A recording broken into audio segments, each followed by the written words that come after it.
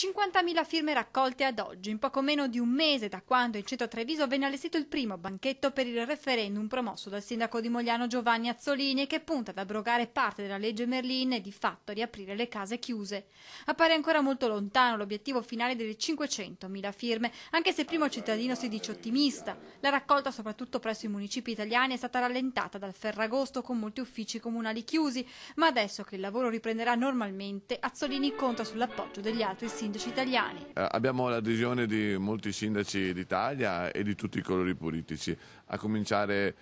anche da sindaci del PD come quello di Monte Silvano, circa 50.000 abitanti, in cui mi recherò in questa settimana per fare qualche banchetto. Ancora un mese e mezzo di tempo per recuperare le firme necessarie, tempo che per il sindaco Azzolini dovrebbe essere sufficiente, anche se la strategia di raccogliere le sottoscrizioni nei comuni non sembra essere stata la più vincente e quindi, spiega il primo cittadino di Mogliano, nei prossimi giorni gireremo l'Italia con i nostri banchetti. L'appello ad andare nei municipi non funziona molto bene, la gente fa fatica ad andare negli uffici comunali, è più facile intercettare le persone nei mercati piuttosto che nelle sagre o in altri luoghi. Questo è quello che vogliamo fare, quello che faremo nei prossimi giorni.